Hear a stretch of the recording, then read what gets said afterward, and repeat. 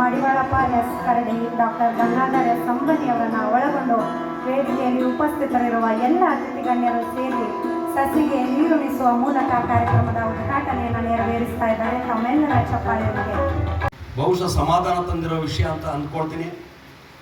ಕಳೆದ 30 ವರ್ಷಗಳಿಂದ ಬಂದಂಥ ಸರ್ಕಾರಗಳನ್ನು ಗ್ರಾಮೀಣ ಪತ್ರಕರ್ತರಿಗೆ ಜಿಲ್ಲಾ ವ್ಯಾಪ್ತಿನಲ್ಲಿ ಸರ್ಕಾರಿ ಬಸ್ಗಳಲ್ಲಿ ಓಡಾಡಲಿಕ್ಕೆ ಬಸ್ ಪಾಸ್ ವ್ಯವಸ್ಥೆ ಮಾಡಬೇಕು ಅಂತ ಹೇಳಿ ನಮ್ಮ ಬೇಡಿಕೆಯನ್ನು ಇಟ್ಟು ಹೋರಾಟ ಮಾಡ್ತಾ ಇದ್ವಿ. ಅದು ಕಳೆದ ವರ್ಷ ಜುಲೈ 1ನೇ ತಾರೀಕು ಅಂದಿನ ಮುಖ್ಯಮಂತ್ರಿಗಳಾಗಿದ್ದ ಸಿದ್ದರಾಮಯ್ಯನವರು, ಮುಖ್ಯಮಂತ್ರಿಗಳ ಮಾಧ್ಯಮ ಸಲಹೆಗಾರರಾಗಿರ್ತಕ್ಕಂಥ ಕೆ.ವಿ. ಪ್ರಭಾಕರ್ ಅವರು ರಾಜ್ಯ ಸಂಘದ ಮನವಿ ಮತ್ತು ಹೋರಾಟದ ಫಲವಾಗಿ ಕಳೆದ ವರ್ಷ ಜುಲೈ 1ನೇ ತಾರೀಕು ಪತ್ರಿಕಾ ದಿನಾಚರಣೆ, ರಾಜ್ಯ ಮಟ್ಟದ ಪತ್ರಿಕಾ ದಿನಾಚರಣೆ ಸಂದರ್ಭದಲ್ಲಿ ಸಾಂಕೇತಿಕವಾಗಿ ಗ್ರಾಮೀಣ ಬಸ್ ಪಾಸನ್ನು ವಿತರಣೆ ಮಾಡಿದರು. ಆದರೆ ಎಲ್ರಿಗೂ ಆ ಬಸ್ ಪಾಸ್ ಸಿಗುವಂಥ ವ್ಯವಸ್ಥೆ ಇರಲಿಲ್ಲ. ಬಸ್ ಪಾಸಿನ ನಿಬಂಧನೆಗಳಲ್ಲಿ 11 ತಿಂಗಳ ಸಂಬಳದ ಬಿಲ್ಲನ್ನು ಕೊಡಬೇಕು, ಪಾಸ್ಬುಕ್ ಜೆರಾಕ್ಸ್ ಕೊಡಬೇಕು ಅಂತ ಹೇಳಿ ಮಾನ್ಯ ವಾರ್ತಾ ಇಲಾಖೆಯ ಕೆಲವು ಅಧಿಕಾರಿಗಳು, ಎಲ್ಲ ಅಧಿಕಾರಿಗಳು ಅಂತ ಹೇಳಿಲ್ಲ, ಕೆಲವು ಅಧಿಕಾರಿಗಳು ಆ ನಿಬಂಧನೆಯನ್ನು ಹಾಕಿದರು. ಗ್ರಾಮೀಣ ಮಟ್ಟದಲ್ಲಿರ್ತಕ್ಕಂಥ ಪತ್ರಕರ್ತರಿಗೆ ಯಾವುದೇ ಸಂಬಳ ಸಾರಿಗೆ ಬರೋಲ್ಲ. ತಾಲೂಕು ಮಟ್ಟದಲ್ಲಿರ್ತಕ್ಕಂಥ ಪತ್ರಕರ್ತರು, ಲೈನೇಜ್ ಅಳಿತಕ್ಕಂಥ ಪತ್ರಕರ್ತರು ಅಲ್ಲಿ ಬಂದಂಥ ಸುದ್ದಿಗಳನ್ನು ಕಳಿಸಿ ಆ ಸುದ್ದಿಯ ಆಧಾರದ ಮೇಲೆ ಅವರಿಗೆ ಗೌರವಧನ ಸಿಗುತ್ತೆ ವಿನಃ ಅವರಿಗೆ ಯಾವುದೇ ಸಂಬಳ ಸಾರಿಗೆ ಇರೋಲ್ಲ. ಆದರೆ ವಾರ್ತಾ ಇಲಾಖೆ ಅಧಿಕಾರಿಗಳು ಹಾಕ್ತಾರೆ, 11 ತಿಂಗಳ ಸ್ಯಾಲ್ರಿಯನ್ನು ಕೊಡಬೇಕು, ಸ್ಯಾಲ್ರಿ ಸರ್ಟಿಫಿಕೇಟ್ ಕೊಡಬೇಕು, ಆಗ ನೀವು ಗ್ರಾಮೀಣ ಬಸ್ ಪಾಸನ್ನು ತೆಗೆದುಕೊಳ್ಳಕ್ಕೆ ಸಾಧ್ಯ ಆಗುತ್ತೆ ಅಂತ ಹೇಳಿ ಕಳೆದ ವರ್ಷ ಜುಲೈ 1ನೇ ತಾರೀಕಿನಿಂದ ಮೊನ್ನೆ ಜುಲೈ 1ನೇ ತಾರೀಕಿನವರೆಗೆ ಹೋರಾಟ ಮಾಡಿ, ವಾರ್ತಾ ಇಲಾಖೆ ಜೊತೆಗೆ ಹೋರಾಟ ಮಾಡಿ ರಾಜ್ಯದ ಮುಖ್ಯಮಂತ್ರಿಗಳು ತಮ್ಮ ಅಧಿಕಾರ ತ್ಯಜಿಸುವಂಥ ಸಂದರ್ಭದಲ್ಲಿ ಈ ನಿಬಂಧನೆಯನ್ನು ತೆಗೆದು ಸರಳೀಕರಣ ಮಾಡಿ ಗ್ರಾಮೀಣ ಪತ್ರಕರ್ತರಿಗೆ ಬಸ್ ಪಾಸ್ ಕೊಡ್ತೀನಿ ಅಂತ ಹೇಳಿ ದಾವಣಗೆರೆಯಲ್ಲಿ ನಡೆದ ಸಮ್ಮೇಳನದಲ್ಲಿ ನಾನು ಮಾತು ಕೊಟ್ಟಿದ್ದೇನೆ. ಆ ಪ್ರಕಾರ ಬಜೆಟಲ್ಲಿ ಹಣವನ್ನು ಇಟ್ಟಿದ್ದೇನೆ, ಆದೇಶ ಕೂಡ ಆಗಿದೆ. ಆದರೆ ಯಾಕೆ ನೀವು ಈ ರೀತಿ ವಾರ್ತಾ ಇಲಾಖೆ ಅಧಿಕಾರಿಗಳಾಗಿ ನಮ್ಮ ಮಾತನ್ನು ಪಾಲಿಸದೆ ಈ ಥರ ಕಂಡೀಷನ್ಗಳನ್ನು ಹಾಕಿ ಈ ಯೋಜನೆ ಇಂಪ್ಲಿಮೆಂಟ್ ಆಗಿ ನೋಡ್ಕೊಳ್ತಿರಲ್ಲ ಅಂತ ಹೇಳಿ ಕರೆದು ಸಭೆಯನ್ನು ಮಾಡಿದಾಗ ವಾರ್ತಾಧಿಕಾರಿಗಳಿಗೆ ಆದೇಶ ಮಾಡ್ತಾರೆ ಮುಖ್ಯಮಂತ್ರಿಗಳು ಮತ್ತು ಪ್ರಭಾಕರ್ ಅವರು. ಆಗ ಆ ಆದೇಶದ ಮಾರ್ಪಾಡಾಗಿ ಇವತ್ತು ಎಲ್ಲ ರಾಜ್ಯದ 10,000 ಜನ ಪತ್ರಕರ್ತರಲ್ಲಿ ಕೆಲವರನ್ನ ಬಿಟ್ಟು ಎಲ್ಲ ಪತ್ರಕರ್ತರಿಗೆ ಗ್ರಾಮೀಣ ಬಸ್ ಪಾಸ್ ಸಿಗುವಂಥ ಯೋಜನೆ, ಇದು ಹೋರಾಟ. ಅದು ಕರ್ನಾಟಕ ಕಾರ್ಯನಿರತ ಪತ್ರಕರ್ತರ ಸಂಘದ ಹೋರಾಟ, ಕಳೆದ 30 ವರ್ಷಗಳ ಹೋರಾಟದ ಫಲವಾಗಿ ಇವತ್ತು ಬಸ್ ಪಾಸ್ ಆಗಿದೆ. ಸ್ನೇಹಿತರೆ, ಅವತ್ತೇ ಜುಲೈ 1ನೇ ತಾರೀಕು, ಕಳೆದ ವರ್ಷ ಜುಲೈ 1ನೇ ತಾರೀಕು ಮುಖ್ಯಮಂತ್ರಿಗಳು ಇನ್ನೊಂದು ಯೋಜನೆಯನ್ನು ಮಾಡ್ತಾರೆ. ಮುಖ್ಯಮಂತ್ರಿಗಳ ಮಾಧ್ಯಮ ಸಂಜೀವಿನಿ ಯೋಜನೆಯನ್ನು ಪ್ರಾರಂಭ ಮಾಡ್ತಾರೆ. ಆದರೆ ಅದರಲ್ಲಿ ಮಾನ್ಯತೆ ಪಡೆದ ಪತ್ರಕರ್ತರಿಗೆ ಮಾತ್ರ ಮುಖ್ಯಮಂತ್ರಿಗಳ ಮಾನ್ಯತೆ ಪಡೆದ ಸಂಜೀವಿನಿ ಯೋಜನೆ ಜಾರಿ ಆಗಬೇಕು ಅಂತ ಹೇಳಿ ವಾರ್ತಾಧಿಕಾರಿಗಳು ಮತ್ತೆ ಅದೊಂದು ಕಂಡೀಷನ್ ಹಾಕ್ತಾರೆ. ಎಲ್ಲ ಪತ್ರಕರ್ತರು ಕೂಡ ಮಾನ್ಯತೆ ತೆಗೆದುಕೊಳ್ಳೋಕೆ ಆಗಲ್ಲ. ಮಾನ್ಯತೆ ತೆಗೆದುಕೋಬೇಕಾದ್ರೆ ಅದು ವಾರ್ತಾ ಇಲಾಖೆಯ ಕಂಡೀಷನ್ ಪ್ರಕಾರ ತುಂಬ ಕಷ್ಟ ಆಗುತ್ತೆ. ನಮ್ಮ ಹೋರಾಟ, ನಮ್ಮ ಬೇಡಿಕೆ ಏನು ಅಂತ ಹೇಳಿದರೆ, ಮಾಧ್ಯಮ ಪಟ್ಟಿಯಲ್ಲಿರ್ತಕ್ಕಂಥ ಯಾವುದೇ ದಿನಪತ್ರಿಕೆ ಇರ್ಬೋದು, ವಾರಪತ್ರಿಕೆ ಇರ್ಬೋದು, ಮಾಸಿಕ ಪತ್ರಿಕೆ ಇರ್ಬೋದು, ಪ್ರಾದೇಶಿಕ ಪತ್ರಿಕೆ ಇರ್ಬೋದು, ಅಲ್ಲಿ ಕೆಲಸ ಮಾಡ್ತಕ್ಕಂಥ ಒಬ್ಬ ಸ್ಟಿಂಜರ್ ನ್ಯೂಸ್ ಕಾಂಟ್ರಿಬ್ಯೂಟರ್, ಅಂತಹ ವ್ಯಕ್ತಿಗೆ ಮಾಧ್ಯಮ ಸಂಜೀವಿನಿ ಯೋಜನೆ ಜಾರಿ ಆಗಬೇಕು. ಆರೋಗ್ಯ ಎಲ್ಲರಿಗೂ ಕೆಡುತ್ತೆ, ಹಾಗಾಗಿ ಅಂಥವರಿಗೆ ಆ ಯೋಜನೆಯಿಂದ ಉಪಯುಕ್ತ ಆಗಬೇಕು ಅಂತ ನಮ್ಮ ಬೇಡಿಕೆ ಮತ್ತು ಹೋರಾಟ. ಅದು ಕೂಡ ಇಷ್ಟರಲ್ಲೇ ಆಗೋದಿದೆ, ಅದು ಕೊನೆಯ ಟೈಮಲ್ಲಿ ಆಗಿಲ್ಲ. ನಾವು ಈಗ ನೂತನ ವಾರ್ತಾ ಕಮಿಷನರ್ನ ಅಭಿನಂದಿಸಲಿಕ್ಕೆ ಹೋದಾಗ ಅವರಿಗೆ ನಾವು ಮನವಿ ಕೊಟ್ಟಿದ್ದೇವೆ. ಅವರು ಹೇಳಿದರು, ನಾನು ವಾರ್ತಾ ಇಲಾಖೆಗೆ ಈಗ ಅಧಿಕಾರಿಯಾಗಿ ಬಂದಿದ್ದೇನೆ, ಅದರ ಫೈಲನ್ನು ತರಿಸಿ ನೋಡ್ತೀನಿ, ಅದರ ನಿಬಂಧನೆಗಳು ಸಡಿಲಗೊಳಿಸೋ ಪ್ರಯತ್ನ ಮಾಡ್ತೀನಿ, ಎಲ್ಲ ಪತ್ರಕರ್ತರಿಗೆ ಸಿಗುವಂಥ ಕೆಲಸವನ್ನು ಮಾಡ್ತೀನಿ ಅಂತ ಹೇಳಿದ್ದಾರೆ. ಆ ಯೋಜನೆ ಜಾರಿಗೆ ಬಂದರೆ ಅಂಥ ಪತ್ರಕರ್ತರ ಧರ್ಮಪತ್ನಿ ಮತ್ತು 2 ಮಕ್ಕಳು, ತಂದೆ ತಾಯಿ ಇದ್ದರೆ ತಂದೆ ತಾಯಿ, ಒಟ್ಟು 6 ಜನಕ್ಕೆ ಆ ಯೋಜನೆಯಿಂದ 5 ಜನಕ್ಕೆ ಆ ಯೋಜನೆಯಿಂದ ಉಪಯುಕ್ತ ಆಗುವಂಥ ಕೆಲಸ ಆಗುತ್ತೆ. ಹಾಗಾಗಿ ಅದರ ಬೇಡಿಕೆಯನ್ನು ಕೂಡ ನಾವು ಈಡೇರಿಸ್ತಕ್ಕಂಥ ಕೆಲಸವನ್ನು ಕರ್ನಾಟಕ ಕಾರ್ಯನಿರತ ಪತ್ರಕರ್ತರ ಸಂಘ ಶಿವಾನಂದ ತಗಡೂರವರ ಅಧ್ಯಕ್ಷರಾದ ಶಿವಾನಂದ ತಗಡೂರ ನೇತೃತ್ವದಲ್ಲಿ ಕೆಲಸ ಮಾಡ್ತಾ ಇದೆ. ಸ್ನೇಹಿತರೆ, ಕಳೆದ 6 ವರ್ಷದಿಂದ ಸುಮಾರು 7 ಸಮ್ಮೇಳನಗಳನ್ನು ಮಾಡಿದ್ದೇವೆ. ಅದರಲ್ಲಿ ಒಂದು ಇದೇ ಜಾಗದಲ್ಲಿ ಬಿಜಾಪುರ ಸಮ್ಮೇಳನ ಕೂಡ ಒಂದು ಅತ್ಯಂತ ಯಶಸ್ವಿಯಾಗಿ ಬಿಜಾಪುರದ ಪತ್ರಕರ್ತರು ಸಮ್ಮೇಳನವನ್ನು ಯಶಸ್ವಿ ನಡೆಸಿಕೊಟ್ಟಿದ್ದೇನೆ. ಅದಕ್ಕಾಗಿ ಅಭಿನಂದನೆಯನ್ನು ಸಲ್ಲಿಸ್ತೇನೆ. ಆ ಸಮ್ಮೇಳನದ ಸಮಯದಲ್ಲಿ ನಾವು ಲೇಖನಗಳನ್ನು ಆಹ್ವಾನ ಮಾಡ್ತೀವಿ. ಬೆಂಗಳೂರಿಂದ ಬಹಳ ದೂರ ಇರ್ತಕ್ಕಂಥ ವಿಜಾಪುರ ಜಿಲ್ಲೆಗೆ ಈ ಮಾಹಿತಿಯನ್ನು ನಾನು ಕೊಡ್ತಾ ಇದ್ದೀನಿ. ಲೇಖನಗಳನ್ನು ಆಹ್ವಾನ ಮಾಡಿದಾಗ ವಿವಿಧ ಭಾಗಗಳ ಲೇಖನಗಳಿಗೆ ಪ್ರಶಸ್ತಿಗೋಸ್ಕರ ಆಹ್ವಾನ ಮಾಡ್ತೀವಿ. ತಾವು ನಿಗದಿತ ಅವಧಿಯೊಳಗೆ ಕರ್ನಾಟಕ ಕಾರ್ಯಕರ್ತರ ಸಂಘಕ್ಕೆ ನಿಮ್ಮ ಲೇಖನಗಳ 3 ಪ್ರತಿಗಳನ್ನು ಕಳಿಸಿದರೆ ಅದನ್ನು ತೀರ್ಪುಗಾರರಿಗೆ ಕಳಿಸಿದಾಗ ವಿವಿಧ ಲೇಖನಗಳು ಅಂಕಗಳು ಹೆಚ್ಚು ಯಾರಿಗೆ ಬರುತ್ತೆ, ಉತ್ತಮವಾದ ಲೇಖನಗಳಿಗೆ ಪ್ರಶಸ್ತಿ ಕೊಡುವಂಥ ಕೆಲಸವನ್ನು ಕರ್ನಾಟಕ ಕಾರ್ಯಕರ್ತರ ಪತ್ರಕರ್ತರ ಸಂಘ ಮಾಡ್ತಾ ಇದೆ. ಕಳೆದ 7 ಸಮ್ಮೇಳನದಿಂದ ಒಟ್ಟು 800 ಜನಕ್ಕೆ ಪತ್ರಕರ್ತ ಮಿತ್ರರಿಗೆ ಪ್ರಶಸ್ತಿ ಕೊಟ್ಟು ಗೌರವಿಸುವಂಥ ಕೆಲಸ ಮಾಡಿದ್ದೀವಿ. ಅವೆಲ್ಲ ಉಪಯುಕ್ತ ಲೇಖನಗಳು, ನೀವು ಮೊದಲಿಲ್ಲ ಅಂತಲ್ಲ, ಆದರೆ ಆಯ್ಕೆ ಸಮಿತಿ ಆಯ್ಕೆ ಮಾಡಿದ 800 ಜನಕ್ಕೆ ಒಟ್ಟು 7 ಸಮ್ಮೇಳನಗಳಲ್ಲಿ 800 ಜನ ಪತ್ರಕರ್ತರಿಗೆ ಪ್ರಶಸ್ತಿ ನೀಡಿ ಗೌರವಿಸುವಂಥ ಕೆಲಸ ಮಾಡಿದ್ದೀವಿ. ಸ್ನೇಹಿತರೆ, ಅದರಂತೆ ದತ್ತಿ ಪ್ರಶಸ್ತಿ ಕೂಡ ರಾಜ್ಯ ಸಂಘದಲ್ಲಿದೆ.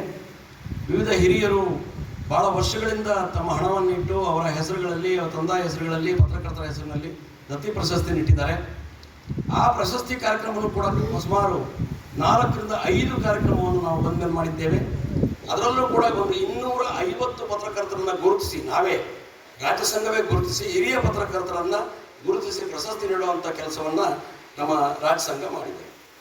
ಅದರಂತೆ ರಾಜ್ಯದ ಪತ್ರಕರ್ತರ ಮಕ್ಕಳು SLC ಮತ್ತು PUCನಲ್ಲಿ 90ಕ್ಕಿಂತ ಹೆಚ್ಚು ಅಂಕವನ್ನು ಗಳಿಸತಕ್ಕಂಥ ಪತ್ರಕರ್ತರಿಗೆ ಅಭಿನಂದಿಸುವಂಥ ಕಾರ್ಯಕ್ರಮವನ್ನು ಮಾಡಬೇಕು ಅಂತ ಹೇಳಿ ನಾವು ತೀರ್ಮಾನ ಮಾಡಿ ಕಳೆದ 4 ವರ್ಷದಿಂದ ಪ್ರಶಸ್ತಿ ಪುರಸ್ಕಾರ ಕಾರ್ಯಕ್ರಮವನ್ನು, ರಾಜ್ಯ ಮಟ್ಟದ ಪುರಸ್ಕಾರವನ್ನು ಹಮ್ಮಿಕೊಂಡಿದ್ವಿ. ಅದರಲ್ಲಿ ಸುಮಾರು 700ಕ್ಕೂ ಹೆಚ್ಚು ವಿದ್ಯಾರ್ಥಿನಿಯರಿಗೆ, ರಾಜ್ಯದ ಪತ್ರಕರ್ತರ ಮಕ್ಕಳಿಗೆ ಪ್ರತಿಭಾ ಪುರಸ್ಕಾರ ಮಾಡಿ ಗೌರವಿಸುವಂಥ ಕೆಲಸವನ್ನು ನಾವು ಮಾಡಿದ್ದೇವೆ. ಸ್ನೇಹಿತರೆ, ಭಾಳ ಜನ ಹಿರಿಯ ಪತ್ರಕರ್ತರು ನಮ್ಮ ಎದುರುಗಡೆ ಇದ್ದಾರೆ. ಅವರ ಅವಧಿನಲ್ಲಿ ಒಮ್ಮೆ ಕೂಡ ಅವರಿಗೆ ಸನ್ಮಾನ ಅಂತ ಗೌರವಿಸುವಂಥ ಕೆಲಸ ಆಗಿರಲ್ಲ. ನಾವು ಬಂದ ಮೇಲೆ ಒಂದು ಕಾರ್ಯಕ್ರಮ, ಇವತ್ತು ಪತ್ರಕರ್ತರ ಮಕ್ಕಳ ಪ್ರತಿಭಾ ಪುರಸ್ಕಾರ ವಾರ್ಷಿಕ ಪ್ರಶಸ್ತಿ ಪ್ರದಾನ ಹಾಗೂ ಅಭಿನಂದನಾ ಸಮಾರಂಭದ ವೇದಿಕೆ ಮೇಲೆ ಉಪಸ್ಥಿತರಿರುವಂಥ ನಮ್ಮ ನಾಗಠಾಣ ವಿಧಾನಸಭಾ ಕ್ಷೇತ್ರದ ಸನ್ಮಾನ್ಯ ಶಾಸಕರು, ನಮ್ಮ ಆತ್ಮೀಯರಾದಂಥ ಶ್ರೀ ವಿಠ್ಠಲ್ ಕಟಕದೊಂಡವರೇ, ನಮ್ಮ ಮಹಾನಗರ ಪಾಲಿಕೆಯ ಮಹಾಪೌರರಾದಂಥ ಶ್ರೀ MS ಕರಡಿ ಅವರೇ, ವಿಜಯಪುರ ನಗರಾಭಿವೃದ್ಧಿ ಪ್ರಾಧಿಕಾರದ ಅಧ್ಯಕ್ಷರಾದಂಥ ಡಾಕ್ಟರ್ ಗಂಗಾಧರ್ ಸಂಬಣ್ಣಿ ಅವರೇ, ಕರ್ನಾಟಕ ರಾಜ್ಯ ಕಾರ್ಯನಿರತ ಪತ್ರಕರ್ತರ ಸಂಘ ವಿಜಯಪುರ ಜಿಲ್ಲಾ ಅಧ್ಯಕ್ಷರಾದಂಥ ಶ್ರೀ ಅಶೋಕ್ ಯಡಳ್ಳಿ ಅವರೇ, ಕರ್ನಾಟಕ ರಾಜ್ಯ ಕಾರ್ಯನಿರತ ಪತ್ರಕರ್ತರ ಸಂಘ ಬೆಂಗಳೂರು ಪ್ರಧಾನ ಕಾರ್ಯದರ್ಶಿಗಳು, ರಾಜ್ಯ ಪ್ರಧಾನ ಕಾರ್ಯದರ್ಶಿಗಳಾದಂಥ ಶ್ರೀ ಲೋಕೇಶ್ ಅವರೇ, ವಿಜಯಪುರ ಜಿಲ್ಲಾ ಉಸ್ತುವಾರಿಗಳು, ರಾಜ್ಯ ಕಾರ್ಯದರ್ಶಿಗಳು, ಬೆಳಗಾವಿ ಕರ್ನಾಟಕ ರಾಜ್ಯ ಕಾರ್ಯನಿರತ ಪತ್ರಕರ್ತರ ಸಂಘದ ಶ್ರೀ ಪುಂಡ್ಲಿಕ್ ಬಾಳೋಜಿ ಅವರೇ, ವೇದಿಕೆ ಮೇಲೆ ಉಪಸ್ಥಿತರಿರುವಂಥ ಎಲ್ಲ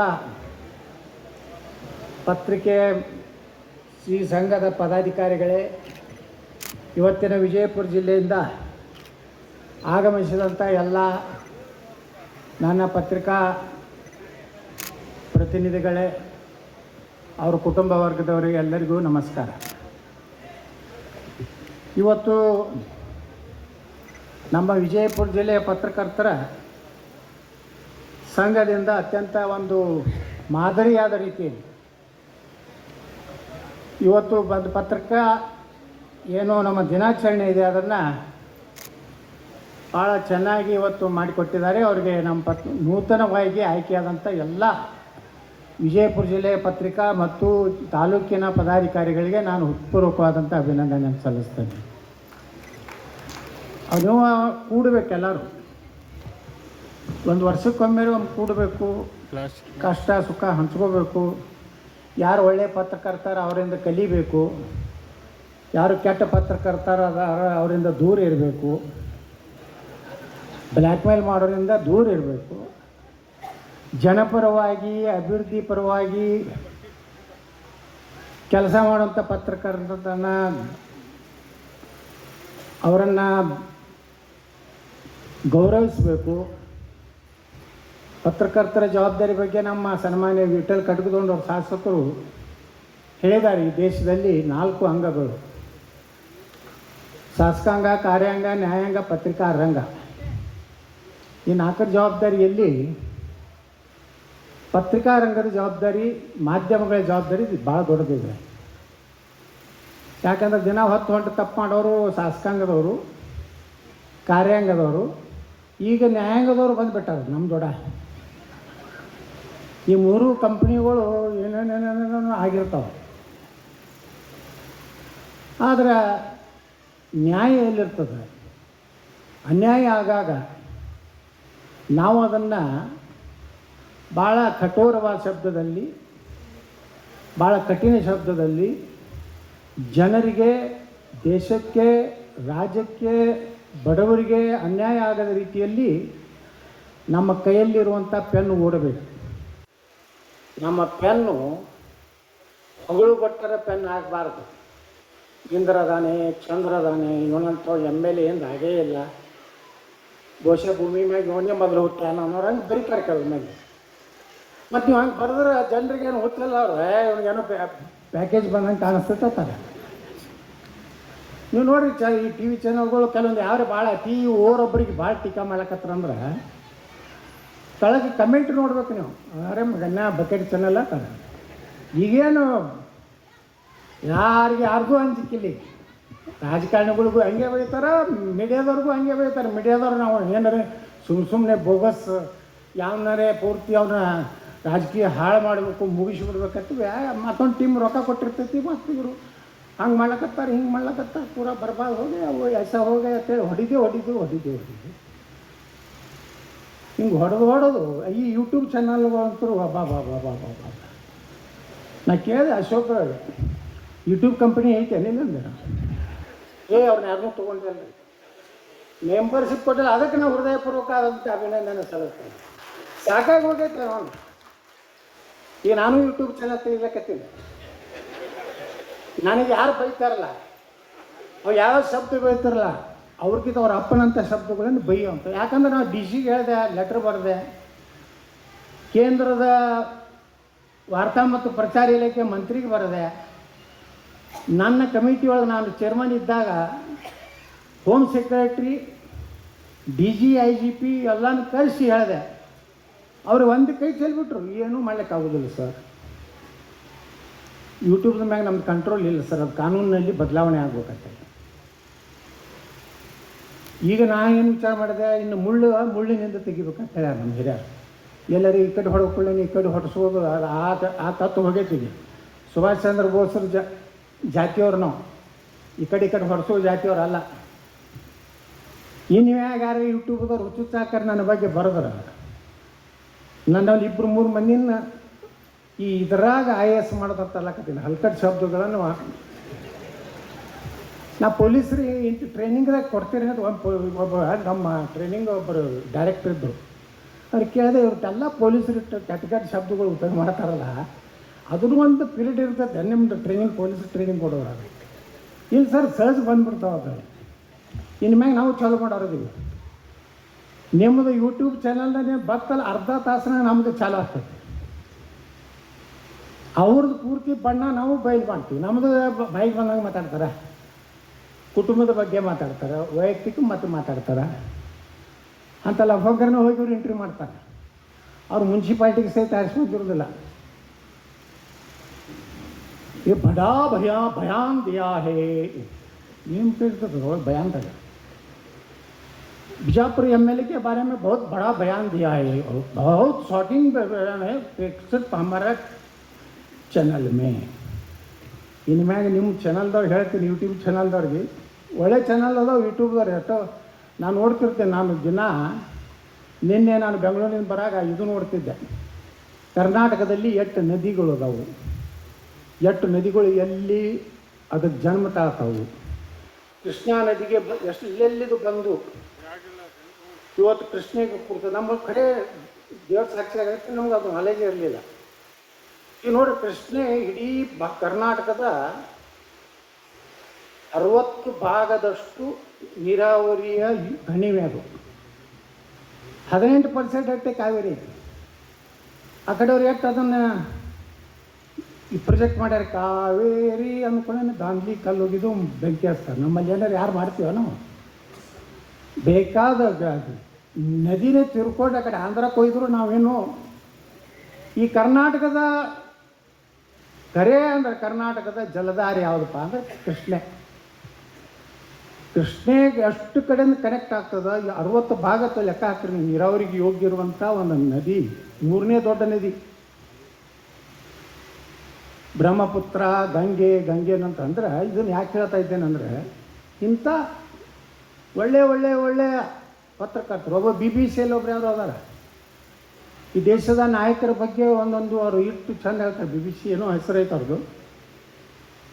ಅದ್ಭುತ. ಅಂಬೇಡ್ಕರ್ ಬಗ್ಗೆ ಅಷ್ಟು ಒಳ್ಳೆ ಅಂಬೇಡ್ಕರ್ ಅವರು ಏನು ಮಾಡಿದ್ರು, ಅವ್ರ ವಿಚಾರಧಾರೆ ಏನಿತ್ತು, ಸುಭಾಷ್ ಚಂದ್ರ ಬೋಸ್ರು ಹೆಂಗಿದ್ರು, ಮಹಾರಾಣಾ ಪ್ರತಾಪ್ ಹೆಂಗಿದ್ರು, ಇಂಥವೆಲ್ಲ ನೋಡಿದಾಗ ಖುಷಿ ಪಡ್ತೀವಿ.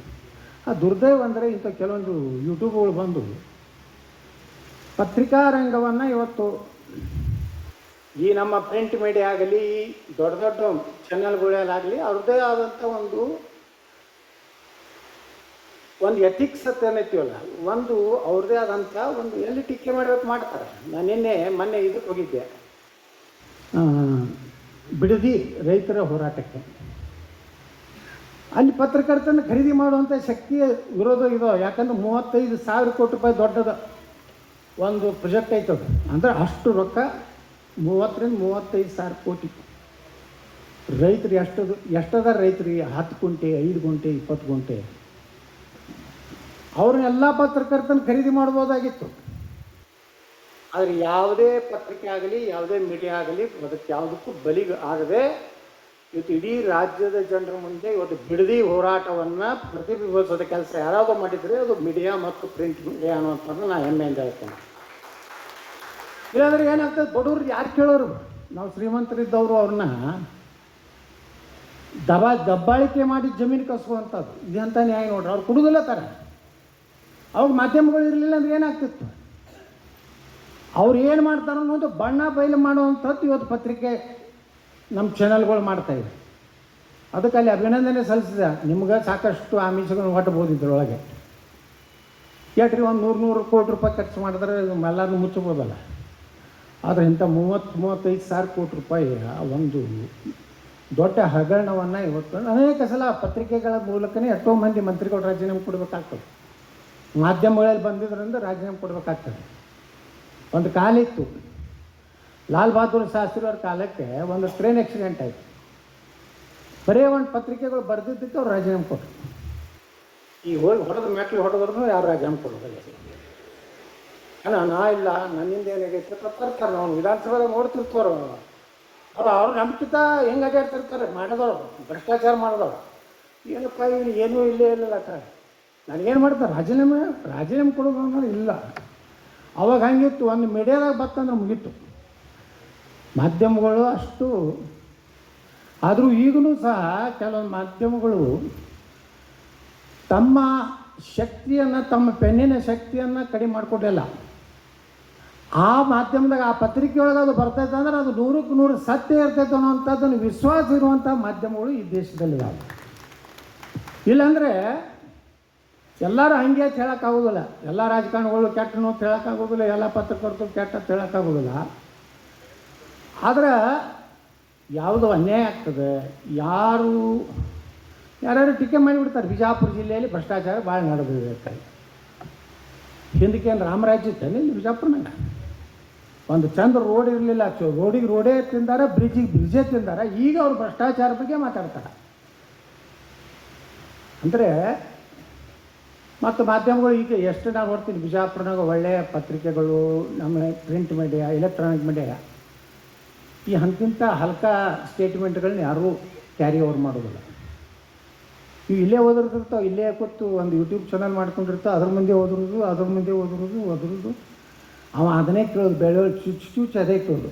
ಬಸನಗೌಡ ಪಾಟೀಲ್ ಯತ್ನಾಳ್ ಬರೀ ಭ್ರಷ್ಟಾಚಾರ, ಭಯಂಕರ ಮಾಡಿದ್ದಾರೆ ಅವ ಅದ್ರಾಗ ಏನು ಚಂಡನೂ ಇರೋದಿಲ್ಲ. ಇನ್ನು ಮ್ಯಾಗ ಅಂಥವ್ರಿಗೂ ನಾವು ಒಂದು ಡೋಸ್ ಕೊಡ್ಲಿಕ್ಕೆ ಚಾಲು ಮಾಡೋದು. ಇಲ್ಲ ನಡೆಯೋದಿಲ್ಲ. ನಾವು ಬರೀ ಬಾಯಿ ಮುಚ್ಕೊಂಡು ಕೂತೀವಿ, ಸಂಭಾಯಿತರಿಗೆ ಒಂದು ನಡೆಯೋದಿಲ್ಲ.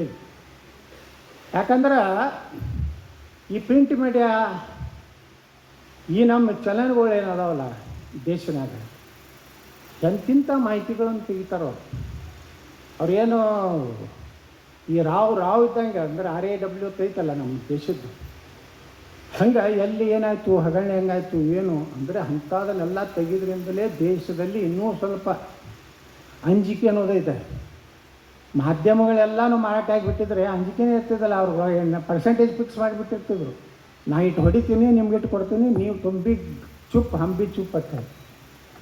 ಅದಕ್ಕೆ ಮಾಧ್ಯಮಗಳ ಜವಾಬ್ದಾರಿ ದೇಶದ ಅಭಿವೃದ್ಧಿಯಲ್ಲಿ ಭಾಳ ದೊಡ್ಡ ಕಾಣಿಕೆ ಇದೆ. ನೋಡಿ, ಇವತ್ತು ಇಥನಾಲ್, ಈ ದೇಶದಲ್ಲಿ ಇಥನಾಲ್ ಬಂದಿದ್ದರಿಂದ ಒಂದು 2-3 ಯೂಟ್ಯೂಬ್ ಚಾನಲ್ದವ್ರು ಏನು ಮಾಡಿದ್ರು, ಎಷ್ಟು ನೀಚಿರ್ತಾರೆ ಕೆಲವೊಂದು ಮಂದಿ ಅಂದರೆ, ಒಂದು ಹೈಕ್ರಾಸ್ ಇನೋವಾ ಗಾಡಿಗೆ ಹೊಸ ತೊಗೊಂಡು ಆ ಪೆಟ್ರೋಲ್ನಾಗ ಇಥನಾಲ್ ಅಂದ್ರೆ ಒಂದು 100 ಲೀಟ್ರ್ ಪೆಟ್ರೋಲಿಗೆ 20 ಲೀಟ್ರ್ ನಮ್ಮ ಕಬ್ಬಿನಿಂದ, ಮೆಕ್ಕೆಜೋಳದಿಂದ, ರೈಸಿನಿಂದ ತಯಾರಾಗುವಂಥ ಇಥನಾಲ್ ಹಾಕ್ತಾರೆ. 100ಕ್ಕೆ 20 ಲೀಟ್ರು. ಇವ ಏನು ಮಾಡ್ದ, ಆ ಇಥನಾಲ್ದ ಹೆಸರು ಕೇಳಬೇಕು. ಇಥನಾಲ್ದಿಂದ ದೇಶದಲ್ಲಿ ದೊಡ್ಡ ಹಾನಿ ಆಗ್ಲಕತ್ತೈತಿ. ವಾಹನಗಳು ಎಲ್ಲ ಇಂಜನ್ ಜಾಮ್ ಆಗ್ಲಕತ್ತವು, ಹಂಗೆ ಆಗ್ಲಕತ್ತವು, ಏನೇನೋ ಅಪಪ್ರಚಾರ ಮಾಡಿ ಅವ ಏನು ಮಾಡಿದವ, ನೀರು ಹಾಕದ ಅದಕ್ಕೆ. ಟೊಯೋಟಾ ಕಂಪ್ನಿ ಗಾಡಿ ನೀರು ಹಾಕಿ ಒಂದು ಯೂಟ್ಯೂಬ್ ಚಾನಲ್ದಾಗ ಓದರ್ಲಾಕತ್ತ. ನಾ ಹಾಕಿದೆ, ನಾನು ಇಂಜನ್ ಜಾಮ್ ಆಗಿತ್ತು. ಅದು ಈ ಕಂಪ್ನಿಗೆ ಹೋಯ್ತು. ಟೊಯೋಟಾ ಕಂಪ್ನಿಯವ್ರು ಬಂದ್ರೆ, ಅವರು ಈ ಟೊಯೋಟಾ ದೊಡ್ಡ ಕಂಪ್ನಿಯವ್ರು ಭಾಳ ಸೀರಿಯಸ್ ಇರ್ತಾರೆ, ಯಾವುದೇ ಒಂದು ತಮ್ಮ ಕಂಪ್ನಿ ಹೆಸರು ಹಾಳು. ಯಾಕಂದ್ರೆ ಲಕ್ಷಾಂತರ ವಾಹನಗಳ ಮಾರಾಟ ಮಾಡುವಂಥದ್ದು ಇರ್ತದೆ. ಅವ್ರು ಹೋಗಿ ಅದನ್ನು ಟೆಸ್ಟ್ ಮಾಡ್ತಾರೆ, ನೀರು ಹಾಕ್ಯಾನದು ಹೋಗಿ. ನಿತಿನ್ ಗಡ್ಕರಿ ಅವ್ರ ಹೆಸರು ಕೆಡಿಸ್ಬೇಕು, ಹಾಳು ಮಾಡ್ಬೇಕು ನಿತಿನ್ ಗಡ್ಕರಿ ಅಂತೇಳಿ. ಆದರೆ ನಿತಿನ್ ಗಡ್ಕರಿ ಅವರು ಹಾಳು ಮಾಡೋಂಥ ನೆಪದಾಗ ನೀವು ಹೋಗಿ ನಮ್ಮ ದೇಶದ ಆರ್ಥಿಕ ವ್ಯವಸ್ಥೆನೇ ಬುಡಮೇಲು ಮಾಡುವಂಥ ಒಂದು ದೊಡ್ಡ ಷಡ್ಯಂತ್ರ. ಇವತ್ತೇನಾಗತ್ತೈತೆ, 100ಕ್ಕೆ 20 ಲೀಟ್ರ್, ಈಗ 20 ಲೀಟ್ರು, ಈಗ 27 ಲೀಟ್ರ್ ಮಿಕ್ಸ್ ಮಾಡಬೇಕು ಇಥನಾಲ್ ಅಂತ. ಇನ್ನು ಮುಂದೆ ಭವಿಷ್ಯದಾಗ ಇಥನಾಲ್ದೇ ವಾಹನ ಬರ್ತಾವೆ, 100% ಮೋಟರ್ ಸೈಕಲು, ಕಾರುಗಳು. ಇದರಿಂದ ರೈತರ ಆರ್ಥಿಕ ಪರಿಸ್ಥಿತಿ ಸುಧಾರಣೆ ಆಗ್ತದೆ. ಕಬ್ಬನ್ನು ಒಳ್ಳೆ ರೇಟ್ ಕೊಡ್ಲಿಕ್ಕೆ ಆಗ್ತದೆ, ಮೆಕ್ಕೆಜೋಳಕ್ಕೆ ಒಳ್ಳೆ ರೇಟ್ ಬರ್ತದೆ, ಅಕ್ಕಿಗೆ ಒಳ್ಳೆ ರೇಟ್ ಬರ್ತದೆ. ಮುಂದೆ ಪ್ರತಿ ವರ್ಷ ಬರೀ 20% ನಮ್ಮ ಇಥನಾಲನ್ನು ನಾವು ಪೆಟ್ರೋಲ್ನಲ್ಲಿ ಮಿಕ್ಸ್ ಮಾಡೋದ್ರಿಂದ ಸುಮಾರು $1.5 ಲಕ್ಷ ಕೋಟಿ ಈ ದೇಶದ ವಿದೇಶಿ ವಿನಿಮಯ ಉಳಿತದೆ. 27% ಮಾಡಿ ಅದನ್ನು ಸರಿಯಾಗಿ ಇನ್ನೂ ಬಳಕೆ ಹೆಚ್ಚು ಮಾಡಿಕೊಂಡ್ರೆ ಸುಮಾರು $20 ಲಕ್ಷ ಕೋಟಿ ವರ್ಷ ನಾವು ಸೌದಿ ಅರೇಬಿಯಾ, ಗಲ್ಫ್ ಕಂಟ್ರಿಗಳಿಗೆ, ರಷ್ಯಾಕ್ಕೆ ನಾವು ಡಾಲರ್ನಲ್ಲಿ ರೊಕ್ಕ ಕೊಡ್ತೀವಿ. ಆ ರೊಕ್ಕ ನಮ್ಮ ದೇಶಕ್ಕೆ ಉಳಿತಂದ್ರೆ ಜಗತ್ತಿನಾಗ ಭಾರತ ದೊಡ್ಡ ಶ್ರೀಮಂತ ರಾಷ್ಟ್ರ ಆಗ್ತದೆ ಅನ್ನೋಂಥ ಕಲ್ಪನೆ ನಮ್ಮಲ್ಲಿ ಯಾರು ಮಾಡಿದ್ರೆ ಅದು ಮೀಡಿಯಾದವರು. ಅವರೇನೂ ಬರೆದಿರಲಿಲ್ಲ, ಅವರು ಅದ್ರ ಮ್ಯಾಗೆ ಚರ್ಚೆ ನಮ್ಮ ಮಾಧ್ಯಮದಲ್ಲಿ ಆಗಿರಲಿಲ್ಲ ಅಂದರೆ ಇಷ್ಟೊತ್ತಿಗೆ ಇಥನಾಲ್ ಅನ್ನೋಂಥದ್ದು ಬಂದಾಗಿದ್ದರೆ ಸುಮಾರು 1 ಲಕ್ಷ ಕೋಟಿಗಿಂತ ಹೆಚ್ಚು ಇನ್ವೆಸ್ಟ್ಮೆಂಟು ಈ ದೇಶದಲ್ಲಿ ಕಬ್ಬಿನ ಫ್ಯಾಕ್ಟ್ರಿಯವರು, ಮೆಕ್ಕೆಜೋಳ ಇಥನಾಲ್ ಮಾಡೋರು ಇನ್ವೆಸ್ಟ್ಮೆಂಟ್ ಇದೆ ಬ್ಯಾಂಕಿಂದು. ಅಂದರೆ ಒಂದು ದೇಶದ ಆರ್ಥಿಕ ಬುಡಾನೇ ಇವತ್ತು ಅಳಗಾಡಿಸುವಂಥವ್ರು ಕೆಲವೊಂದು ದೇಶದ್ರೋಹಿಗಳು ಈ ದೇಶನಾಗ ಅದ. ಅದಕ್ಕೆ ಹೇಳ್ತೀನಿ, ಇಂಥದ್ರ ಬಗ್ಗೆ ವಿವರವಾಗಿ ಮಾಧ್ಯಮಗಳು, ಅನೇಕ ಮಾಧ್ಯಮಗಳಲ್ಲಿ ನೋಡಿದ ನಾನು ಇದ್ರ ಬಗ್ಗೆ ಚರ್ಚೆ ಆಯಿತು. ಭಾಳ ಚೆನ್ನಾಗಿ ಬರೆದವರು, ಮೈಲೇಜ್ ಕಡಿಮೆ ಆಗೈತಿ, ಇದು ಕೇಂದ್ರ ಸರ್ಕಾರ ಒಪ್ಪೈತಿ. ನಿಮ್ಗೆ 15 ಕಿಲೋಮೀಟ್ರ್ ಕೊಡ್ತದಲ್ಲ, 14 ಕೊಡ್ಲಾಕತ್ತೆ. ನೀವು ಇಥನಾಲ್ ಬಿಟ್ಟು ಪೆಟ್ರೋಲ್ ಹಾಕೋತಿದ್ರೆ ಹಾಕೋರಿ, ಅದು $120-130 ಆಗ್ತೈತಿ. ನಾಳೆ ಇವು ನಮ್ಮದೇ, ನಾವು ದಿವಸ 4 ಲಕ್ಷ ಲೀಟ್ರಿಗೆ ನಾವೇ ಇಥನಾಲ್ ತಯಾರು ಮಾಡ್ತೀವಿ ನಮ್ಮ ಕಾರ್ಖಾನೆ ಒಳಗೆ. ಅದನ್ನು ಯಾಕೆ ಹೇಳ್ತಾ ಇದ್ದೇನೆ ಅಂದರೆ, ಮಾಧ್ಯಮಗಳು ಸತ್ಯವನ್ನು ಬರೆದರೆ ಮಾತ್ರ ದೇಶ ಉಳಿತದೆ.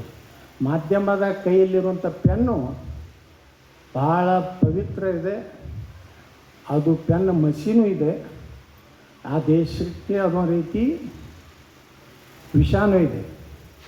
ಆ ಪೆನ್ನಿನ ಮಸಿಯನ್ನು ಸರಿಯಾಗಿ ಬರೆದರೆ ಭಾರತದ ಭವಿಷ್ಯ ಇದೆ. ದೇಶದ ಭವಿಷ್ಯವನ್ನು ಹಾಳು ಮಾಡಬೇಕನ್ನೋಂಥದ್ದು ಬರೆದ್ರೆ ಅದು ವಿಷ ಆಗ್ತದೆ. ಈ ದೃಷ್ಟಿಕೋನದಿಂದ ಇವತ್ತು ಮಾಧ್ಯಮಗಳು ತಮ್ಮ ಜವಾಬ್ದಾರಿಯನ್ನು ಮಾಡಲಿ. ಕೆಲವೊಂದು ಎಲ್ಲದರಾಗೂ ಇದ್ದಂಗೆ ಕೆಲವೊಂದು ಮಂದಿ ಇದ್ದೇ ಇರ್ತಾರೆ, ಅದಕ್ಕೆ ಇದು ಮಾಡಲಿಕ್ಕೆ ಆಗೋದಿಲ್ಲ. ಅದು ಒಳ್ಳೆಯ ಪತ್ರಕರ್ತರಿಗೆ ಭಾಳ ಅದಾರೆ, ಭಾಳ ಪ್ರಾಮಾಣಿಕ ಪತ್ರಕರ್ತರು ಅದಾರೆ. ನಾನು 94-95 MLA ಇದ್ದಾಗ ನಾವು ನಮ್ಮ ಕಟ್ಕೊಂಡವ್ರು ಇಲ್ಲೇ ಅದಾರೆ. ರೇಚರ್ ಹುಡಿಗಾರ ಅಂತೇಳಿ ಒಬ್ಬರು ಪತ್ರಕರ್ತರಿದ್ರು ಸಿಂಧಿಗಾಗ. ಪೂರ್ತಿ ನನಗೆ ಅವರು ಬಿ ಜೆ ಪಿ ಕಾರ್ಯಕರ್ತ ಏನೋ ನಾನು ಬಹುಶಃ ಇನ್ನೂ ಎಮ್ ಎಲ್ ಎ ಆಗಿರ್ಲಿಕ್ಕಿಲ್ಲ ಬಹುಶಃ ಅವಾಗ ಅಲ್ಲಿ ಅವ್ರ ಮನೆಗೆ ಹೋಗಿದ್ವಿ ನಾವು ರೇವಡಿದವ್ರ ಮನೆಗೆ ಹೋಗಿದ್ವಿ ಅಲ್ಲಿ ನಮ್ಮ ಹಳೆ ಭಾಳ ಹಳಿ ಪತ್ರಕರ್ತರು ಪಾಪ ಅವರಿಗೆ ಅವಾಗೇನೋ ಒಂದು 1,500 ರೂಪಾಯಿ ತಿಂಗಳ ಮಾಸಾಸನ ಇತ್ತು ಅವಾಗ ಈಗ ಐತೆ ಬರ್ತಿದ್ದಿದೆ ಹಾಂ ಈಗ 12,000 ಈಗ 12,000 ಅವಾಗ 1,500 ಏನೋ ಇತ್ತು ಅವಾಗ 1,500 ಅಂದರೆ ಭಾಳ ದೊಡ್ಡದು ಅವ್ರ ಮನೆಗೆ ಹೋಗಿ ನೋಡಿದೆ ಪಾಪ ಅವರು ಲಗ್ನ ಆಗಿದ್ದಿಲ್ಲ ಎರಡನೇದ್ದು ಅವರ ತಂಗಿ ಮನೆಯಾಗಿರ್ತಿದ್ರು ಅವ್ರ ಪರಿಸ್ಥಿತಿ ನೋಡಿ ಪಾಪ ಅವ್ರ ತಂಗಿಯವರು ಸ್ವಲ್ಪ ಒಳ್ಳೆಯವರಿದ್ದರು ಏನೋ ಅವ್ರನ್ನ ಇಟ್ಕೊಂಡಿದ್ರು ಒಂದು ನಾ ಮನೆಗೆ ಹೋಗಿ ಅಲ್ಲಿ ಒಬ್ಬರು ತಹಸೀಲ್ದಾರ್ ಇದ್ದರು ದಾಸರ್ ಅಂತ ಹೇಳಿ ನಮ್ಮ ಬಿಜಾಪುರದಾರೆ ನಾ ದಾಸರ್ ಅವ್ರ ಬಳಿ ಹೋದೆ ಸರ್ ಹಿಂಗೆ ಪಾಪ ಭಾಳ ಇದು ಐತಿ ಅದಕ್ಕೆ ನೀವು ರಿಕಮೆಂಡ್ ಮಾಡಿದ್ರೆ ಕರ್ನಾಟಕ ಸರ್ಕಾರದಿಂದ ಅವ್ರಿಗೊಂದು ತಿಂಗಳ ಮಾಸಾಸನ ಸಿಗ್ತದೆ ನಾನೇ ಸ್ವತಃ ಪರ್ಸ್ನಲಿ ಫಾಲೋಅಪ್ ಮಾಡಿ ಎಮ್ ಎಲ್ ಎ ಇದ್ದೇವೆ ಅಲ್ಲಿ ಕರ್ನಾಟಕ ರಾಜ್ಯ ಇದು ವಾರ್ತಾ ಮತ್ತು ಪ್ರಚಾರ ಇಲಾಖೆಗೆ ಅಲ್ಲಿ ಹೋಗಿ ಅವ್ರು ತಿಂಗಳ 1,500 ರೂಪಾಯಿ ನಾನು ಏನು ಮಾಡಿಕೊಟ್ಟೆ ಮಾಸಾಸನ ಅಷ್ಟೇ ಅಲ್ಲ ಅವಾಗ ನಾವು ನಮ್ಮ ಸಂಸ್ಥೆಯಿಂದ ತಿಂಗಳವ್ರಿಗೆ ಒಂದು 1,500 ರೂಪಾಯಿ ಒಟ್ಟೊಂದು 3,000 ರೂಪಾಯಿ ತಿಂಗಳ ಸಿಗುವಂಗೂ ಒಬ್ಬ ಪತ್ರಕರ್ತರಿಗೆ ಮಾಡಬೇಕು ಇವತ್ತು ನಮ್ಮ ಅಶೋಕ್ ಏನು ಈ ಅಧ್ಯಕ್ಷರಾಗ್ಯಾರ ಇವತ್ತು ಅವರು ಮಕ್ಕಳಿಗೆ ಒಂದು ರೀತಿ ಪ್ರೋತ್ಸಾಹ ಹುರುಪು ಅವ್ರಿಗೆ ನಮ್ಮ ಮಕ್ಕಳಿಗೂ ನಮಗೂ ಈ ರೀತಿ ಕರೆದು ಸನ್ಮಾನ ಮಾಡೋದು ಹಿರಿಯ ಪತ್ರಕರ್ತರಿಗೆ ಗೌರವ ಕೊಡೋದು ಅವ್ರು ನಡೆದು ಬಂದಂಥ ದಾರಿ ಪಾಪ ಅವಾಗ ಪರಿಸ್ಥಿತಿ ಹಂಗಿರ್ತಿತ್ತು ಅದಕ್ಕೆ ನಾವು ಮೊನ್ನೆ ಎಲ್ಲರೂ ಬಹುಶಃ ಎಲ್ಲ ರಾಜಕಾರಣಿಗಳು 5 ಲಕ್ಷ ರೂಪಾಯಿ ಪತ್ರಿಕಾ ಇದಕ್ಕೆ ಇವಟ್ಟೆಲ್ಲರೂ ಕೊಡ್ತಾರಲ್ರಿ 5 ಲಕ್ಷ ನಾನೇ ಘೋಷಣೆ ಮಾಡಲೇನ್ರಿ ಇವಟ್ಟೆಲ್ಲರು ಹಾಂ ಮಾಡಿ ನೋಡಿರಿ 5 ಲಕ್ಷ ರೂಪಾಯಿ ಅವರು ಕೊಡ್ತಾರೆ ನಮಗೆ ಶಾಸಕರಾದಂಥ ಶ್ರೀ ವಿಠಲ್ ಕಟಗೌಡರಿಗೆ ಪತ್ರಕರ್ತರ ಸಂಘದಿಂದ ಹೃದಯಪೂರ್ವಕವಾದಂಥ ಧನ್ಯವಾದಗಳನ್ನು ಸಲ್ಲಿಸ್ತೀನಿ ಕೊಡ್ತೀವಿ ನಾವು ನೀವು ಚಲೋ ಕೆಲಸ ಮಾಡಿರಿ ನಾವು ಕೊಡ್ಲಾಕೆ ನಾವು ದೊಡ್ಡ ಸಂಸ್ಥೆ ಕಟ್ಟೀವಿ ಇನ್ನೂ ಹೆಚ್ಚು ಕೊಡ್ತೀವಿ ನಿಮಗೇನು ಯಾರಿಗಾರು ತೊಂದರೆ ಇದ್ದರೆ ಹೇಳ್ರಿ ಆಪ್ರೇಷನ್ ಅವು ಇವು ಏನಾರು ಇದ್ರು ಹೇಳ್ರಿ ಎಲ್ಲರೇ ನಾವು ಮಾಡ್ತೀವಿ ನಾವು ಯಾಕಂದ್ರೆ ಬರೀ ನಾನು ಆಸ್ತಿ ಭಾಳ ಮಾಡೀನಂತ ಭಾಳ ಮಂದಿಗೆ ತಲೆಯಾಗೈತಿ ಆ ಮೂರ್ಖ ನನ್ನ ಮಕ್ಕಳಿಗೆ ಗೊತ್ತಿಲ್ಲ ಎಲ್ಲ ಸಂಘ ಸಂಸ್ಥೆ ಆಸ್ತಿ ಅನ್ನೋದು ಅವಕ್ಕೂ ಗೊತ್ತಿಲ್ಲ ಅವು ಸ್ಥಿತಿ ಮೇ ಬಹುತಾಯ್ ಇವತ್ತು ಏನೋ ಒಬ್ಬ ಕಮೆಂಟ್ ಬರ್ದಾನ हॉस्पिटल है वो है ये है बहुत पैसा कमाया है ಬರ್ತಾರೆ ನಿಮ್ಮ ಅಪ್ಪನ ಮನೆ ಅಂತ ತಂದು ಕೊಟ್ಟರೆ ನನಗೆ ನಾವು ಶೇರ್ ಹೋಲ್ಡರ್ ರೊಕ್ಕ ಕೊಟ್ಟರೆ 6,000 ಕೋಟಿ ರೂಪಾಯಿ ಐತ್ರಿ ಬಿಟ್ಟಲ್ಲ ನಮ್ಮ ಸಿಟಿ ಒಳಗೆ ಈಗ ನನ್ನ ಮ್ಯಾಗ ವಿಶ್ವಾಸ ಐತೆ ಜನ ತಂದಿರ್ತಾರೆ ಅಂದ್ರೆ ರಾಜಕಾರಣಿಗಳ ಮ್ಯಾಗ ಯಾವ್ದಾರೆ ಬ್ಯಾಂಕ್ನಾಗಳು ಇಡ್ತಾರೆ ಯಾರು ಸರ್ ಏನು ರೀ ಸರ್ ರಾಜಕಾರಣಿಗಳು ಬ್ಯಾಂಕ್ ಮಾಡಿದ್ರೆ ಯಾರು ಡಿಪಾಸಿಟ್ ಇರ್ತಾರೆ ಇವತ್ತಿನ ಕಾಲದಾಗ ರಾಜಕಾರಣಿಗಳಂದ್ರೆ ಮೊದಲೇ ಪಿಕ್ ಪಾಕೆಟ್ ಇರ್ತಾರೆ ಅಂಥದ್ರಾಗ ನನ್ನ ಸಿಟಿ ಒಳಗೆ 6,000 ಕೋಟಿ ರೂಪಾಯಿ ಐತಂದ್ರೆ ಹೆಂಗೆ ಜನರು ವಿಶ್ವಾಸ ಗಳಿಸ್ಕೊಂಡೀವಿ ನಾವು ಬರೀ ಕತ್ತರಿಸೋದು ಮಾಡಿಲ್ಲ ಅದಕ್ಕೆ ಹೇಳ್ತೀನಿ ಪತ್ರಕರ್ತರಿಗೆ ಯಾಕೆ ಇಷ್ಟು ಧೈರ್ಯದಲ್ಲಿ ಹೇಳ್ತೇನಪ್ಪ ಅಂದ್ರೆ ಏನಾರ ಒಂದು ಒಳ್ಳೆಯ ಕೆಲಸ ನಿಮ್ಮ ಪತ್ರಕರ್ತೊಳಗೆ ಯಾವುದೇ ಒಂದು ಪತ್ರಕರ್ತ ಅನ್ಯಾಯ ಆದಾಗ ಏನೋ ಒಂದು ತೊಂದರೆ ಬಂತು ಏನೋ ಆಪ್ರೇಷನ್ ಬರ್ತಂದ್ರೆ ಹೇಳಿ ಸರ್ಕಾರದಿಂದ ಬರಂಗೆ ಬರ್ತದೆ ನಾವು ನಿಮ್ಗೆ ಸಹಾಯ ಮಾಡ್ಲಿಕ್ಕೆ ನಾವು ತಯಾರಿದ್ದೀವಿ ಕಷ್ಟ ಅಂತೂ ಎಲ್ಲರಿಗೂ ಬರೋದೇ ಈ ಜೀವನದಾಗ ಎಲ್ಲರೂ ಏರು ಇಳು ಯಾರಿಗೂ ಬಿಟ್ಟಲ್ಲ ಕೃಷ್ಣನಿಗೂ ಬಂದದ ರಾಮಗೂ ಬಂದದ ಭಗವಾನ್ ಅವರೇ ದೇವರಿದ್ದವ್ರಿಗೆ ಅವ್ರ ಕಷ್ಟ ಅನುಭವಿಸ್ತಾರೆ ನಾವು ಯಾವ ಗಿಡ ತಪ್ಪಲ್ಲ ನಾವು ಅಂಥ ಕಷ್ಟ ಕಾಲದಾಗ ಪತ್ರಕರ್ತರಿಗೂ ಸಹಾಯ ಮಾಡಬೇಕು ಯಾಕಂದ್ರೆ ಪಾಪ ಒಬ್ಬ ಪತ್ರಕರ್ತರು ಏನೂ ಮಾಡ್ಕೊಂಡಿರ್ತಿಲ್ಲ ಎಷ್ಟೋ ಮಂದಿ ನೋಡ್ತೀನಿ ಸುಮ್ಮ ಅಡ್ಡಾಡ್ತಿರ್ತಾರೆ ಒಂದು ಹೆಗಲಿಗೆ ಬ್ಯಾಗ್ ಹಾಕ್ಕೊಂಡು ಏನೂ ಇರೋದಿಲ್ಲ ಆರ್ಥಿಕ ಪರಿಸ್ಥಿತಿ ಇರೋದಿಲ್ಲ ಮನೆ ನಡೀತಿರೋದಿಲ್ಲ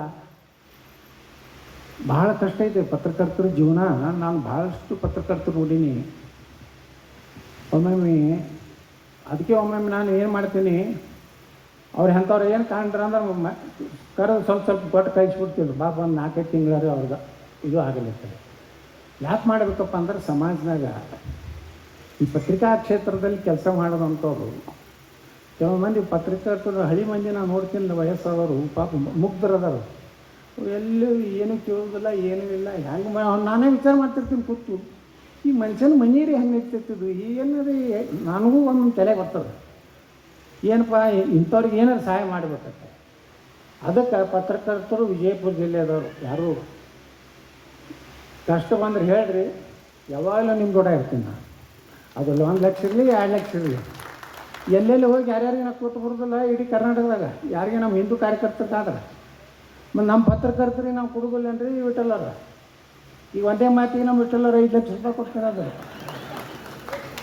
ಕೊಡ್ತೀವಿ, ಆದರೆ ಸುಮ್ಮನೆ ಏನಾರ ಉಪದೇಶ ಬರೀಬಾರ್ದು. ಉಪದೇಶ ಬರೆದ್ರೆ ಡೈರೆಕ್ಟ್ ಹೊಡಿತೀವಿ, ನಾವು ಬೈತೀವಿ, ಯಾರಿಗೂ ನಾನು ಹೋಗಲ್ಲ. ಏನು ಆಗೋದೈತಿ 30 ವರ್ಷ ರಾಜಕಾರಣವನಿಗೆ ಏನು ಮಾಡಂಗದೆ, ನೀವು ಏನು ಬರೆದ್ರೆ ಏನು ಮಾಡಂಗೈತಿ ಹೇಳೋದು.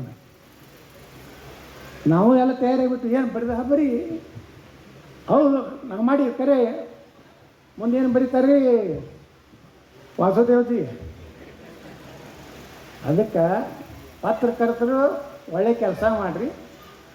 ಏನೇ ಸಮಸ್ಯೆ ಬಂದರು, ಏನೇ ಇದು ಬಂದರು, ಅಶೋಕ ನಿಮ್ಮ ದೊಡ್ಡ ನಾವು ಇರ್ತೀವಿ. ನಾವು ಭಾಳ ದೊಡ್ಡ ಎಂ ಬಿ ಪಾಲ್ರಂಗೆ ಶ್ರೀಮಂತರು ಇಲ್ಲ, ಆದರೂ ಅವ್ರಕ್ಕಿಂತ ಸ್ವಲ್ಪ ಕಡಿಮೆ ಇದ್ರು ನಾವು ಅದೀವಿ, ಜೀವಂತ ಅದೀವಿ. ಹಾಂ ಯಾವಾಗಲೂ ಮಾಡ್ತೀವಿ. ಏನು ಈಗೆಂದು ದೇವ್ರು ಕೊಟ್ಟಾನ, ಎಲ್ಲರೂ ಹರಿದು ಹಂಚಿ ತಿಂದು ಹೋಗೋದೈತೆ ಒಂದು ದಿವಸ. ಮುಂದೆ ಏನು ಬರೀತೀರಿ ವಾಸುದೇವ್ರ? ಕರ್ನಾಟಕದ ನೇರ ನುಡಿ ಯತ್ನಾಳ್ ಇನ್ನಿಲ್ಲ, ಹೌದು ಅದು ಬರ್ತೈತೆ. ಅಲ್ಲಿಂದ ಬರೀತಾರೆ ವಾಸುದೇವ್ರ ತಳಗ. ಇಡೀ ರಾಜ್ಯದಲ್ಲಿ ಒಬ್ಬ ವಿವಾದಾತ್ಮಕ ರಾಜಕಾರಣಿ ಅಂದರೆ ಯತ್ನಾಳ್. ಆದರೆ ಅದರ ಹಿಂದೆ ಒಂದು ಅಭಿವೃದ್ಧಿಯ ಕಳಕಳಿ ಇತ್ತು ಅನ್ನೋದನ್ನು ಮರೆಯಲಾಗದು. ಬರೀತಿರಿಲ್ರಿ ಈಗ? ಧನ್ಯವಾದಗಳು, ಧನ್ಯವಾದಗಳು. ನಮಗೆಲ್ಲ ಮಾನ್ಯ ಶಾಸಕರು ಇಷ್ಟ ಆಗೋದೇ ಇದಕ್ಕೆ. ಅವರ ನೇರ ನುಡಿ ಯಾವುದೇ ಫಿಲ್ಟರ್ ಇಲ್ಲದೆ ಸತ್ಯವನ್ನು ಸತ್ಯವಾಗೇ ನೇರ ನುಡಿಗಳಿಂದ ಹೆಸರುವಾಸಿಯಾದವರು, ಉದ್ಘಾಟನಾ ನುಡಿಗಳನ್ನು ಆಡಿದ ಹೆಮ್ಮೆಯ ಶಾಸಕರಾದ ಶ್ರೀಯುತ ಬಸನಗೌಡ ರಾಮನಗೌಡ ಪಾಟೀಲ್ ಯತ್ನಾಳ್ ಸರ್ ಅವರಿಗೆ ತುಂಬ ಹೃದಯದ ಧನ್ಯವಾದಗಳನ್ನು ಅರ್ಪಿಸ್ತಾರೆ.